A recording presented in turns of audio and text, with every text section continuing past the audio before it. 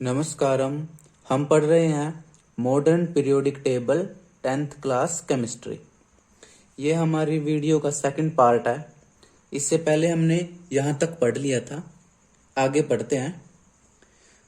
Position of elements in the modern periodic table, कि modern periodic table में जो elements हैं उनकी पोजीशन कहाँ है, कैसे है, उस पोजीशन के बारे में अब हम पढ़ेंगे।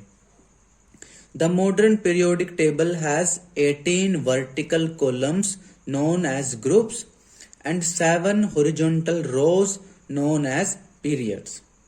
कि हमारा जो मॉडर्न पीरियोडिक टेबल है उसमें 18 ग्रुप्स हैं। ग्रुप्स क्या होते हैं? Vertical column. वर्टिकल कॉलम किसे बोलते हैं? जो खड़े पिलर होते हैं ऐसे, जो वर्टिकल है ऐसे, वो क्या है? ग्रुप्स हैं मॉडर्न पीरियोडिक टेबल में, और उनका नंबर 18 है। और जो हॉरिजॉन्टल होते हैं, हॉरिजॉन्टल क्या? जैसे ये अपनी लाइंस हैं जो ऐसे पड़े होते हैं ऐसे हॉरिजॉन्टल, ऐसे जो हॉरिजॉन्टल रोज, जो हॉरिजॉन्टल पंक्तियां हैं उनको कहते हैं पीरियड्स, और उनकी संख्या 7 है। ये देखिए, ये मॉडर्न पीरियोडिक टेबल है। इसमें जो ये वर्टिकल कॉलम है, यानी जो ये खड़े हैं, जो वर्टिकल जो लाइनें हैं, इनको कहते हैं ग्रुप। तो टोटल मॉडर्न पीरियोडिक टेबल में 18 ग्रुप हैं। देखो इधर से 1 2 3 4 5 6 इधर, और 18 ग्रुप्स हैं। और पीरियड्स क्या होते हैं? जो हॉरिजॉन्टल हैं लाइनें, हॉरिजॉन्टल जो रोज हैं, ये वाली हॉरिजॉन्टल, इनको कहते हैं पीरियड्स। ये कितने हैं? 7। देखिए 1 2 3 4 5 6 7 ऐसे, फर्स्ट सेकंड थर्ड फोर्थ, ऐसे टोटल 7 पीरियड होते हैं। अब आप कहोगे कि दो ये लाइनें यहाँ पर भी हैं, इनको क्या कहते हैं? एक्चुअल में क्या है, ये इनके अंदर ही आती हैं। जो पहली लाइन है ये यहाँ है, छठे 6th पीरियड में बैक साइड में, ऐसे पीछे है बैक साइड में। मैं दिखा नहीं सकता ऐसे, सपोज मैं पेंसिल अगर घुसा देता हूं तो ऐसे बैक साइड में है। देखो ये देखो 57, यहां से देखो 55 56 57, फिर देखो 72 है। तो 57 से के बाद सीधे 72 है। तो 58 से लेकर के 71 तक वो ये रहा। देखो 57, फिर 58 9 60 61 70 71, 71 के बाद फिर 72, यानी यहां से यहां तक क्या है? इसको लेंथेनॉइड्स कहते हैं। ये यहाँ इसके पीछे है, 57 लेंथेनम के पीछे है, लेंथेनम के पीछे है, इसलिए इनका नाम लेंथेनॉइड्स है। और 7th पीरियड में देखो यहाँ पर एक्टीनियम है, जिसका एटॉमिक नंबर 89 है। उसके बाद है रदरफोर्डियम, जिसका एटॉमिक नंबर 104 है। तो एक्टीनियम के पीछे ये देखो फिर 90 थोरियम, प्रोटेक्टीनियम, और यहां से ऐसे करते हुए 103 तक है। तो देखो एक्टीनियम के पीछे है, इसलिए इनका नाम एक्टिनॉइड्स है। तो ये क्या है? ये दोनों सेपरेट पीरियड नहीं है, इसके बजाय ये ऊपर वाला जो लेंथेनॉइड है, लेंथेनम के पीछे आता है, ये 6th पीरियड में है। और एक्टिनॉइड्स है, एक्टीनियम के पीछे आता है, ये 7th पीरियड में है।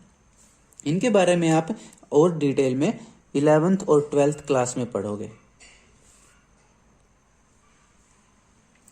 Let us see what decides the placing of an element in a certain group and period। कि अब हम देखते हैं कि कोई एलिमेंट किस ग्रुप में आएगा या किस पीरियड में आएगा, ऐसा कैसे निर्धारित किया जाता है, कैसे डिसाइड किया जाता है। यहां पर आती है activity 5.4। Look at the group 1 of the modern periodic table and name the elements present in it. कि मॉडर्न पीरियोडिक टेबल के फर्स्ट ग्रुप को देखिए और उसके अंदर जो एलिमेंट्स हैं उनके नाम लिखिए। ये देखिए, ये रहा मॉडर्न पीरियोडिक टेबल में फर्स्ट ग्रुप। इसमें टोटल 7 एलिमेंट्स हैं: hydrogen, lithium, sodium, potassium, rubidium, caesium, francium.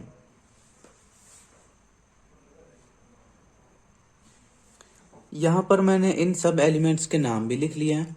देखो hydrogen, lithium, sodium, potassium, rubidium, caesium, francium. इनके नीचे मैंने इनके एटॉमिक नंबर लिखे हैं। हाइड्रोजन का 1, लिथियम का 3, सोडियम का 11, पोटेशियम का 19, रबिडियम का 37, सीजियम का 55, फ्रांसियम का 87। Write down the electronic configuration of the first 3 elements of group first। कि इस फर्स्ट ग्रुप के जो पहले 3 एलिमेंट हैं उनकी इलेक्ट्रॉनिक कॉन्फ़िगरेशन लिखिए। ये देखिए यहाँ पर मैंने एलिमेंट्स की इलेक्ट्रॉनिक कॉन्फ़िगरेशन लिख दिया है। पहले 3 की लिखनी थी, मैंने गलती से 4 की लिख दिया, लेकिन इसका कोई नुकसान नहीं है। ये ऊपर क्या है, ये शेल का नंबर होता है या ऑर्बिट का नंबर, KLMN की ऑर्बिट्स हैं। ये पहला ऑर्बिट, ये दूसरा, ये तीसरा, ये चौथा। हाइड्रोजन का इसमें 1 एटॉमिक नंबर है, इसमें 1 इलेक्ट्रॉन होता है, इसकी इलेक्ट्रॉनिक कॉन्फ़िगरेशन 1। लिथियम का 3 एटॉमिक नंबर, इसकी इलेक्ट्रॉनिक कॉन्फ़िगरेशन 2 1। सोडियम का 11 एटॉमिक नंबर, इसकी इलेक्ट्रॉनिक कॉन्फ़िगरेशन 2 8 1। यानी इसमें 11 इलेक्ट्रॉन होते हैं, 11 ही हमने यहाँ दिखा दिए। इलेक्ट्रॉनिक कॉन्फ़िगरेशन का मतलब है कि इलेक्ट्रॉन को बांट कर लिख देना कि पहले ऑर्बिट में कितने हैं, दूसरे में कितने हैं, तीसरे में कितने हैं और आखिरी वाले ऑर्बिट में कितने इलेक्ट्रॉन हैं एटम के अंदर। पोटेशियम का एटॉमिक नंबर 19, इसका मतलब इसमें 19 इलेक्ट्रॉन है और इसकी electronic configuration 2 8 8 1। What similarity do you find in their electronic configurations? कि इनकी इलेक्ट्रॉनिक कॉन्फ़िगरेशन में आप क्या समानता देख रहे हो, क्या सिमिलैरिटी देखते हो। यहां देखिए कि इनकी इलेक्ट्रॉनिक कॉन्फ़िगरेशन में क्या सिमिलैरिटी है कि इनके आखिरी जो ऑर्बिट है उन सब में एक एक इलेक्ट्रॉन है। जैसे हाइड्रोजन का, इसका तो पहला ऑर्बिट और आखिरी ऑर्बिट एक ही है, इसमें एक इलेक्ट्रॉन है। लिथियम के आउटर मोस्ट शेल में एक इलेक्ट्रॉन, सोडियम के आउटर मोस्ट शेल में एक इलेक्ट्रॉन, पोटेशियम के आउटर मोस्ट शेल में एक इलेक्ट्रॉन। और एक्चुअल में अगर मैं बात करूं तो अगर आप इन रबिडियम, सीजियम और फ्रांसियम की इलेक्ट्रॉनिक कॉन्फ़िगरेशन भी लिखोगे तो भी आप देखोगे कि इनके आउटर मोस्ट शेल में एक एक इलेक्ट्रॉन होता है। तो यही सिमिलैरिटी देखी हमने कि फर्स्ट ग्रुप के सभी एलिमेंट्स के आउटर मोस्ट शेल में सिंगल इलेक्ट्रॉन प्रेजेंट होता है।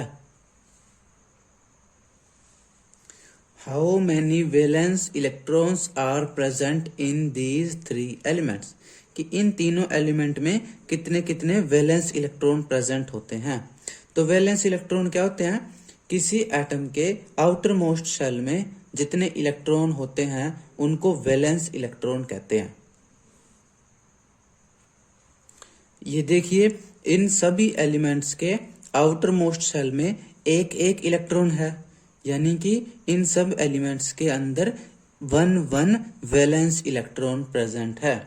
यानी फर्स्ट ग्रुप के एलिमेंट्स के अंदर कितने वैलेंस इलेक्ट्रॉन होते हैं, 1। You will find that all these elements contain the same number of valence electrons। आप देखोगे कि इन सभी एलिमेंट्स के अंदर same number of valence electron होते हैं। Similarly, you will find that the elements present in any one group have the same number of valence electrons। कि इसी तरह से आप देखोगे कि किसी भी ग्रुप में जितने भी एलिमेंट्स होते हैं उन सब में same number of valence electrons होते हैं। यानी कि अगर आप पहले ग्रुप में जाओगे तो उनमें सभी में same number of valence electron है, दूसरे ग्रुप में जाओगे उनमें भी same number of valence electron, तीसरे ग्रुप में तो 18 के 18 ग्रुप में आप देखोगे कि सबके अंदर same number of valence group, यानी 18 में जितने इलेक्ट्रॉन एलिमेंट्स हैं उनमें आपस में सेम वैलेंस इलेक्ट्रॉन, 17 वालों में आपस में सेम वैलेंस इलेक्ट्रॉन होते हैं। For example, elements fluorine and chlorine belong to group 17। How many electrons do fluorine and chlorine have in their outer most shells. कि 70वें ग्रुप के अंदर फ्लोरीन भी बिलोंग करता है और क्लोरीन एलिमेंट भी बिलोंग करता है। तो आप बताइए कि फ्लोरीन और क्लोरीन के अंदर उनके आउटर मोस्ट शेल में कितने इलेक्ट्रॉन हैं। देखिए ये रहे एलिमेंट, फ्लोरीन है, इसका एटॉमिक नंबर 9 होता है, क्लोरीन है, इसका एटॉमिक नंबर 17 होता है। ये दोनों के दोनों किस में आते हैं, 17th ग्रुप में आते हैं।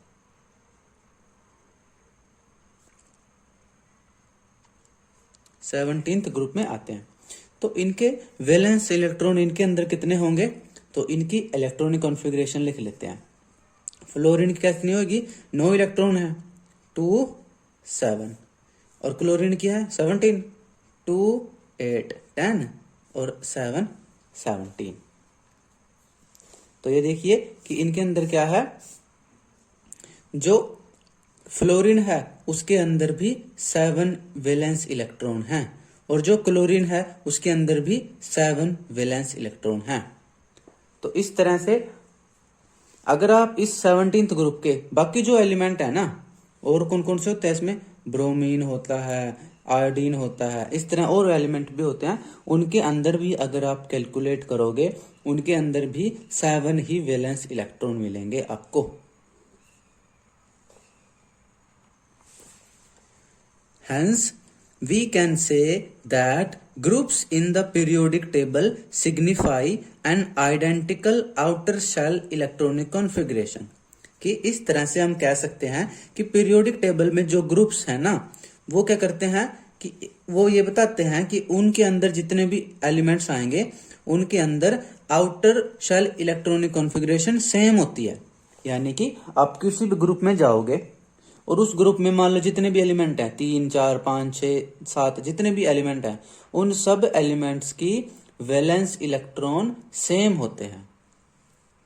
On the other hand the number of shells increases as we go down the group. दूसरी तरफ देखिए कि जब हम एक ग्रुप में ऊपर से नीचे की तरफ जाते हैं तो वैलेंस इलेक्ट्रॉन तो सेम होते हैं, लेकिन क्या चीज बदल जाती है, नंबर ऑफ शेल बदल जाते हैं। नंबर ऑफ शेल बढ़ते रहते हैं, जैसे जैसे हम एक एक स्टेप नीचे आते हैं एक एक शेल का नंबर बढ़ता जाता है। अभी मैं इसको दिखाता हूं आपको कैसे। ये देखिए यहां पर मैंने फर्स्ट ग्रुप के एलिमेंट्स लिख रखे हैं, ठीक है। तो अब देखिए इन सब के अंदर वैलेंस इलेक्ट्रॉन तो सेम है, सबके पास एक एक वैलेंस इलेक्ट्रॉन है, लेकिन जब हम एक ग्रुप में टॉप टू बॉटम जाते हैं तो शेल का नंबर बढ़ता है। जैसे हाइड्रोजन पहले स्टेप पर है, इसमें एक ही शेल है। लिथियम दूसरा स्टेप, इसमें 2 शेल। सोडियम तीसरा, इसमें 3 शेल। पोटेशियम चौथे स्टेप पर है, इसमें 4 शेल। तो इस तरह से जब हम बढ़ते जाते हैं, रबिडियम में 5 शेल मिलेंगे, सीजियम में 6 मिलेंगे, फ्रांसियम में 7 मिलेंगे। यानी कि जब हम एक ग्रुप में टॉप टू बॉटम चलते हैं तो एक एक स्टेप नीचे उतरने पर शेल का नंबर यानी ऑर्बिट का नंबर एक एक बढ़ता जाता है, ठीक है।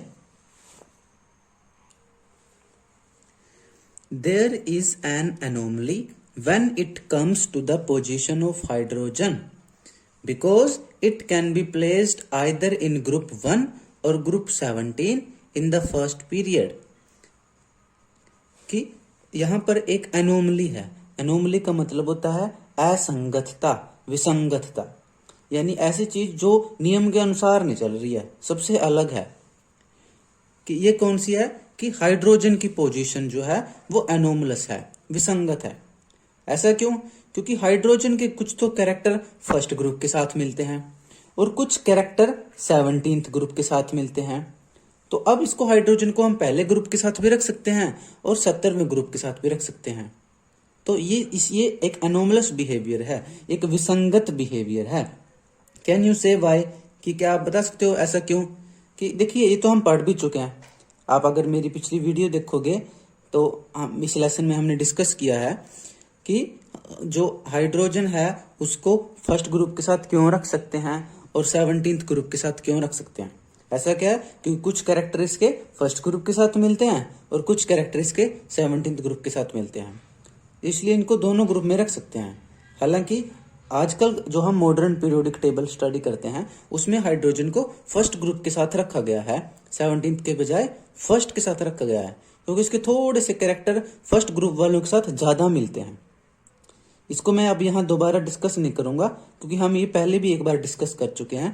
तो मैं रिक्वेस्ट करूंगा कि आप उस वीडियो को जरूर देखें, ठीक है, तो आपको वहां पर ये क्लियर हो जाएगा। आगे बढ़ते हैं। आगे आती है हमारे पास ये activity 5.5।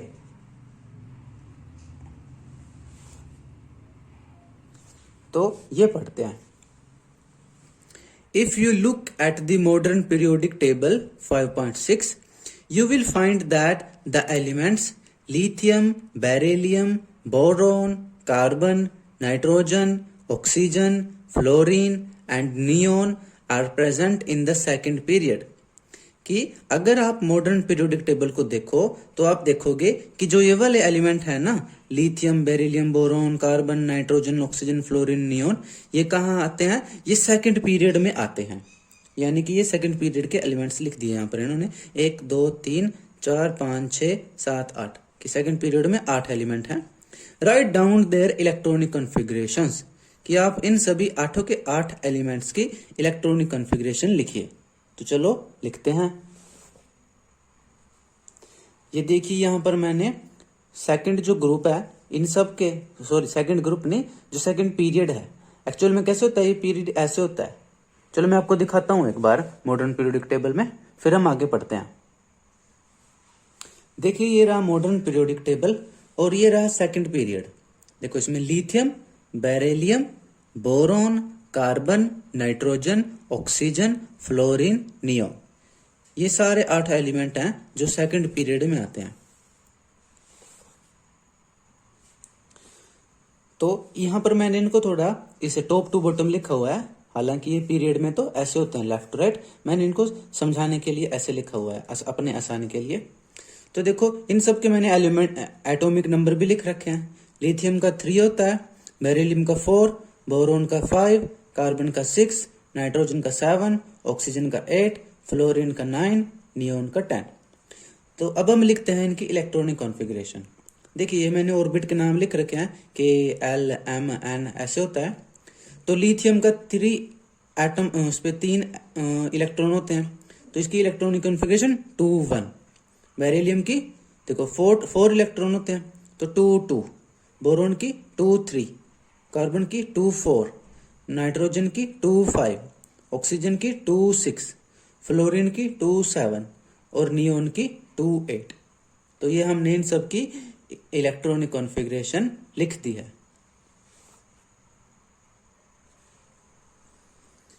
Do these elements also contain the same number of valence electrons?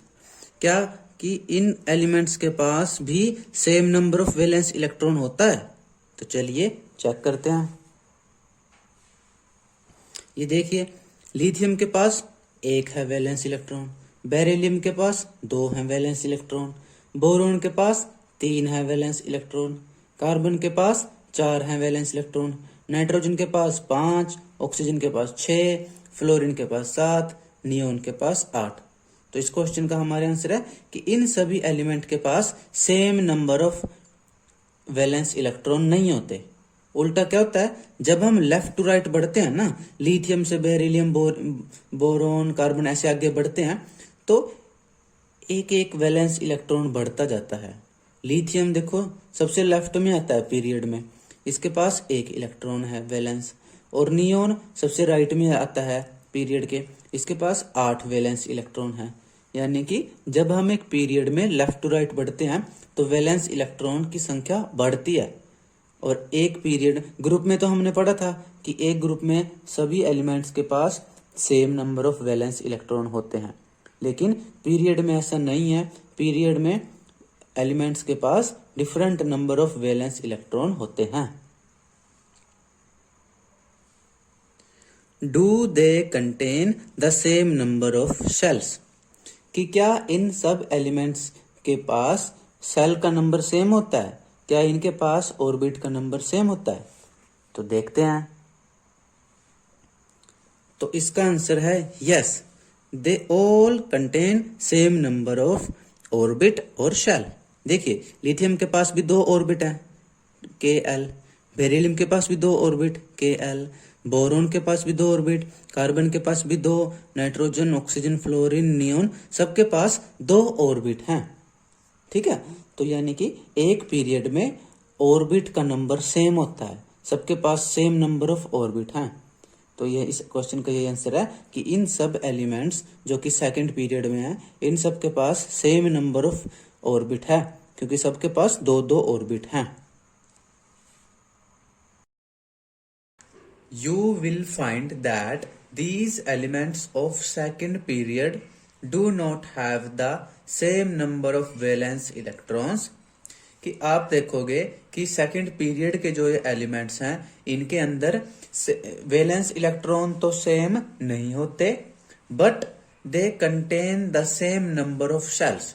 लेकिन इनके अंदर शेल का नंबर सेम होता है, यानी कि इनके अंदर ऑर्बिट का नंबर सेम होता है।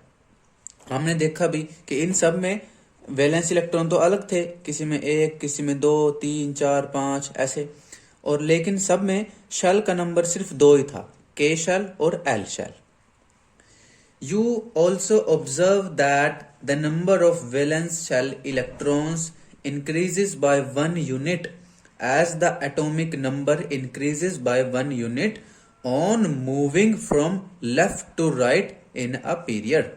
कि आपने ये भी ऑब्जर्व किया कि जब एक पीरियड में हम लेफ्ट टू राइट चलते हैं तो एटॉमिक नंबर 1-1 यूनिट बढ़ता जाता है, और जैसे एटॉमिक नंबर 1-1 यूनिट बढ़ता जाता है तो उनके अंदर वैलेंस इलेक्ट्रॉन भी 1-1 यूनिट बढ़ता जाता है।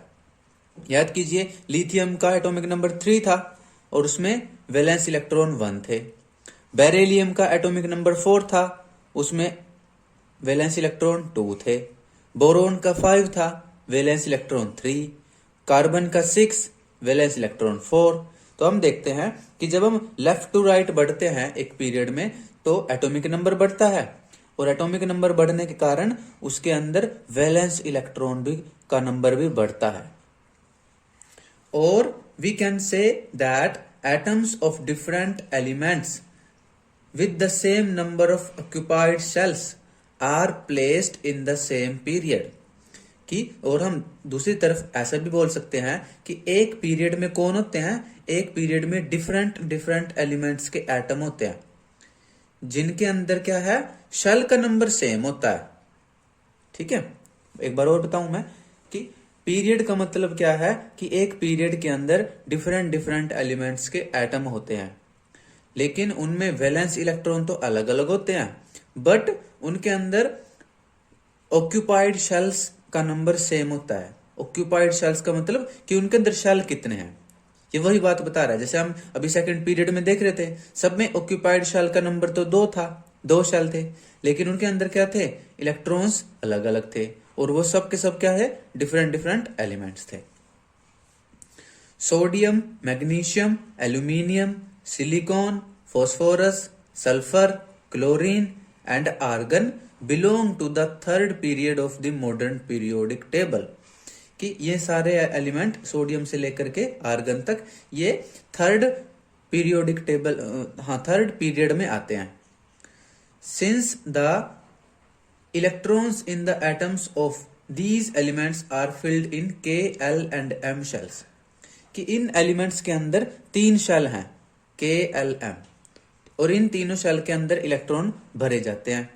Right the electronic configuration of these elements. आप क्या कीजिए, इनकी इन सभी की सोडियम से लेकर के आर्गन तक की इलेक्ट्रॉनिक कॉन्फ़िगरेशन लिखिए and confirm the above statement.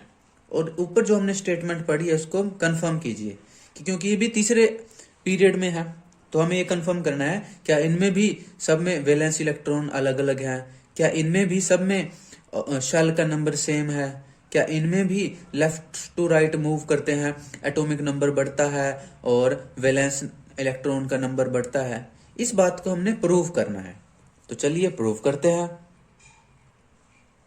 ये देखिए, यहां पर मैंने थर्ड पीरियड के एलिमेंट्स को लिख लिया है।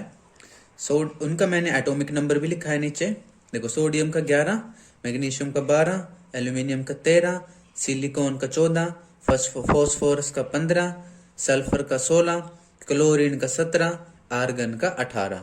ये लेफ्ट टू राइट हम बढ़ते हैं तो देखो एटॉमिक नंबर बढ़ रहा है। जब हम एक पीरियड में लेफ्ट टू राइट मूव करते हैं तो एटॉमिक नंबर बढ़ता है। अब हम इनकी इलेक्ट्रॉनिक कॉन्फ़िगरेशन लिखते हैं। देखिए सोडियम की लिखते हैं,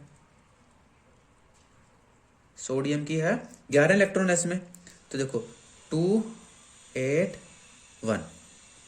देखो अभी ये तो बुक नहीं बताया था कि इन सब में क्या 3 शेल हैं, K shell, L shell, M shell, सब में 3 शेल हैं। मैग्नीशियम की लिखते हैं, मैग्नीशियम की क्या है 2 8 2। एल्यूमिनियम की लिखते हैं, एल्यूमिनियम की क्या है 13 इलेक्ट्रॉन है इसके अंदर, 2 8 3। सिलिकॉन की लिखते हैं, सिलिकॉन 2 8 4। फॉस्फोरस की लिखते हैं, इसमें 15 इलेक्ट्रॉन है, 2 8 5। सल्फर की लिखते हैं 2 8 6। क्लोरीन की लिखते हैं 2 8 7। और आर्गन की लिखते हैं 2 8 8। ठीक है, तो हम देख रहे हैं अभी इनमें वैलेंस इलेक्ट्रॉन देखो, पहले में वैलेंस इलेक्ट्रॉन 1, मैग्नीशियम में 2, एल्यूमिनियम में 3, सिलिकॉन में 4, फॉस्फोरस में 5, सल्फर में 6, क्लोरीन में 7, आर्गन में 8। तो हम देखते हैं कि जब एक पीरियड में हम लेफ्ट टू राइट मूव कर रहे हैं तो वैलेंस इलेक्ट्रॉन का नंबर बढ़ता है। और दूसरी तरफ हम ये देखते हैं कि जब एक पीरियड में हम लेफ्ट टू राइट मूव कर रहे हैं तो एटॉमिक नंबर भी बढ़ रहा है। देखो 11 12 13 14 एटॉमिक नंबर भी बढ़ रहा है और वैलेंस इलेक्ट्रॉन का नंबर भी बढ़ रहा है। लेकिन क्या चीज नहीं बढ़ रही, शेल का नंबर नहीं बढ़ रहा। देखो इसमें भी 3 शेल हैं KLM, इसमें भी 3 शेल हैं KLM, इसमें भी 3 शेल KLM। तो सबके पास 3 ऑर्बिट हैं, या फिर ऐसा कहेंगे कि सबके पास 3 शेल हैं, 3 इलेक्ट्रॉनिक शेल हैं। तो जो हमने सेकंड पीरियड में पढ़ा था वो यहां पर भी थर्ड पीरियड में भी अप्लाई हो रहा है। Each period marks a new electronic shell getting filled। कि हर एक पीरियड में हम देखते हैं एक नया शेल फिल होता है इलेक्ट्रॉन्स का। इस बात को समझो, देखो फर्स्ट पीरियड में क्या है, सिर्फ एक शेल है के शेल। सेकंड पीरियड में 2 शेल हैं के और एल। थर्ड पीरियड में अभी हमने देखा 3 शेल हैं के एल एम। फोर्थ पीरियड में जाओगे 4 शेल हैं के एल एम एन। तो क्या है कि जो पीरियड का नंबर होता है ना उतने ही उन एलिमेंट्स के अंदर शेल होते हैं। ठीक है, फर्स्ट पीरियड है तो 1 शेल है, अगर थर्ड पीरियड है तो 3 शेल है, अगर फिफ्थ पीरियड है तो 5 शेल है। तो क्या है, each period marks a new electronic shell getting filled. कि हर एक पीरियड में एक नया शेल भरा जाता है। जब आप थर्ड पीरियड से फोर्थ पीरियड में जाओगे ना, तो थर्ड पीरियड से फोर्थ पीरियड में जाओगे तो थर्ड पीरियड में देखोगे 3 शेल हैं, और फोर्थ पीरियड में जाओगे चौथा शेल आ जाएगा, 4 शेल हो जाते हैं। How many elements are there in the first, second, third and fourth periods. कि पहले, दूसरे, तीसरे और चौथे पीरियड में कितने एलिमेंट्स हैं। तो अभी देखते हैं, ये देखिए यह है मॉडर्न पीरियोडिक टेबल। तो देखते हैं हम पहले, दूसरे, तीसरे और चौथे पीरियड में कितने एलिमेंट हैं। तो काउंट कर लेते हैं। देखो पहला पीरियड है, पहला पीरियड सबसे छोटा है, इसमें एक हाइड्रोजन एक हीलियम। तो पहले पीरियड में सिर्फ 2 एलिमेंट हैं, 1 और 1 2। तो पहले पीरियड में सिर्फ 2 एलिमेंट हैं। दूसरे पीरियड में देखो लिथियम, बेरिलियम, फिर boron, carbon, nitrogen, oxygen, fluorine, neon. तो गिन लेते हैं, 1 2 3 4 5 6 7 8। तो दूसरे पीरियड में 8 एलिमेंट्स हैं। थर्ड पीरियड में देखते हैं 1 2 3 4 5 6 7 8, तो थर्ड पीरियड में भी 8 एलिमेंट हैं। फोर्थ पीरियड देखते हैं, 1 2 3 4 5 6 7 8 9 10 11 12 13 14 15 16 17 18। फोर्थ पीरियड में 18 एलिमेंट्स यानी 18 एलिमेंट्स हैं। We can explain the number of elements in these periods based on how electrons are filled into various cells। कि हम ये एक्सप्लेन कर सकते हैं कि किसी पीरियड में तो कम एलिमेंट हैं, किसी पीरियड में ज्यादा है। ऐसा क्यों है? ऐसा इसलिए है क्योंकि उनके अंदर अलग अलग तरह से, मतलब अलग अलग शेल्स में इलेक्ट्रॉन भरे जाते हैं। जैसे आप देखोगे कि पहले पीरियड में सिर्फ 2 ही एलिमेंट हैं, हाइड्रोजन और हीलियम। 2 ही क्यों है? क्योंकि पहले पीरियड में सिर्फ एक शेल में इलेक्ट्रॉन भरे जाते हैं और हाइड्रोजन और हीलियम में एक ही शेल होता है। इसलिए दूसरे पीरियड में जाते हैं तो वहां 2 शेल में इलेक्ट्रॉन भरे जाते हैं। इसलिए सारे एलिमेंट्स जो दूसरे पीरियड में हैं उनमें 2 शेल होते हैं। इसी तरह तीसरे पीरियड में जाओगे तो वहां सभी एलिमेंट्स के पास 3 शेल होते हैं। तो इसलिए अलग अलग पीरियड में कम या ज्यादा एलिमेंट्स का नंबर है। You will study the details of this in higher classes. कि इसके बारे में आप ज्यादा डिटेल तो आप हायर क्लासेस में पढ़ोगे। अब आप पढ़ोगे 12th क्लास में पढ़ोगे इसके बारे में, शायद 11th में भी है शायद, और 12th क्लास में है इसके बारे में। तो वहां पर पीरियोडिक टेबल है, ज्यादा डिटेल आप वहां पढ़ोगे। या फिर आप कॉलेज में चले जाओगे जब ग्रेजुएशन में, वहां पर भी बहुत डिटेल में पढ़ोगे। Recall that the maximum number of electrons that can be accommodated in a shell depends on the formula 2n square। कि याद कीजिए, आप पिछली क्लासेस में पढ़कर आए हो कि किसी शेल के अंदर मैक्सिमम जितने इलेक्ट्रॉन भरे जा सकते हैं वो किस फॉर्मूले से पता चलता है? वो पता चलता है फॉर्मूला 2n square से, where n is the number of the given shell from the nucleus।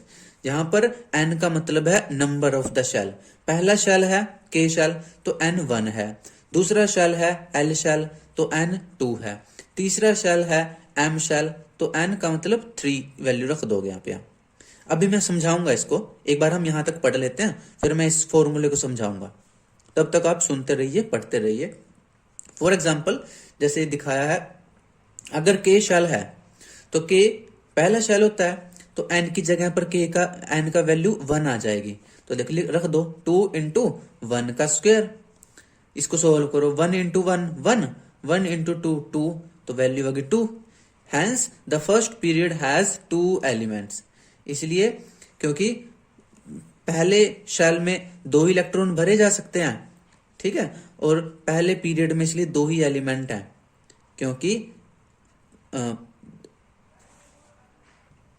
इनके एटॉमिक नंबर के अकॉर्डिंग भी यही होता है। जैसे कि पहले शेल में 2 ही इलेक्ट्रॉन भरे जा सकते हैं, इसलिए पहला शेल में पहले पीरियड में 2 ही एलिमेंट आते हैं। अभी मैं समझाऊंगा इसको कैसे। एल शेल, एल क्या होता है? दूसरा शेल। तो एन की जगह आप L is equal to 2 value रख दो, तो 2 इंटू 2 का स्क्वायर, 2 इंटू 2 4, 4 इंटू 2 8, 8 आ गया। Hence the second period has 8 elements। तो इसलिए सेकंड पीरियड में 8 एलिमेंट होते हैं, क्योंकि एल शेल में इलेक्ट्रॉन भी 8 भरे जा सकते हैं। एल शेल में मैक्सिमम 8 इलेक्ट्रॉन भरे जा सकते हैं। पहले शेल में के शेल में मैक्सिमम 2 इलेक्ट्रॉन भरे जा सकते हैं।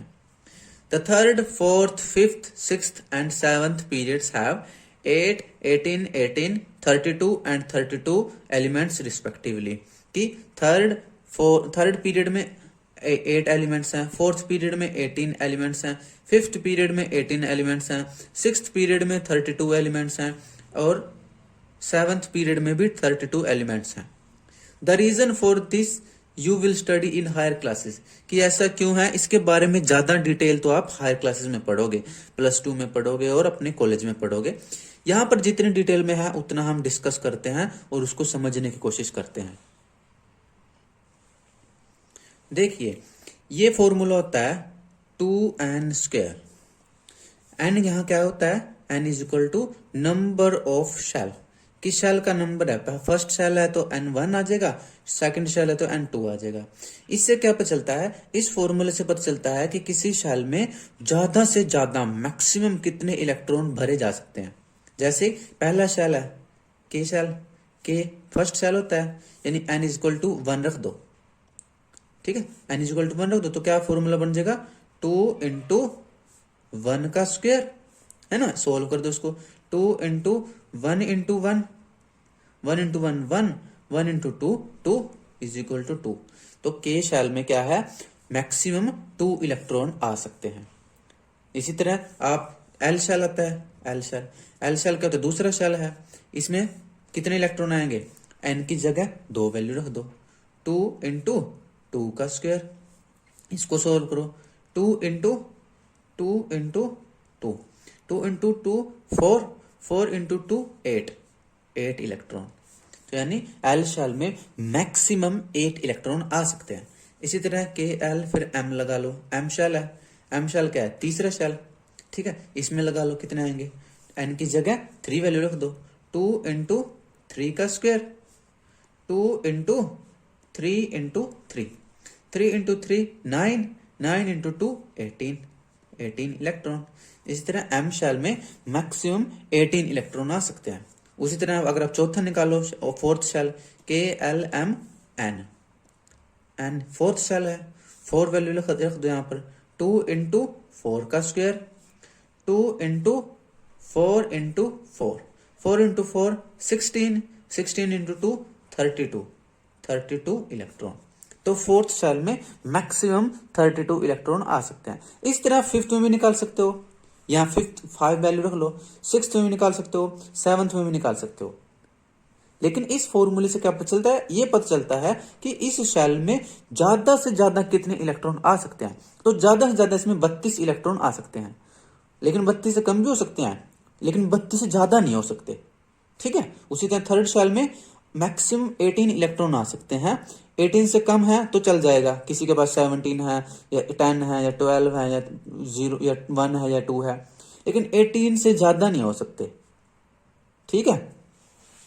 हाँ, इससे ज्यादा आपके मन में अगर और जिज्ञासा है कि इससे ज्यादा आपके सिलेबस में यहाँ पर नहीं है, ये इससे ज्यादा डिटेल में आप हायर क्लासेस में पढ़ोगे, 12th क्लास में पढ़ोगे, अपने कॉलेज में पढ़ोगे, ठीक है।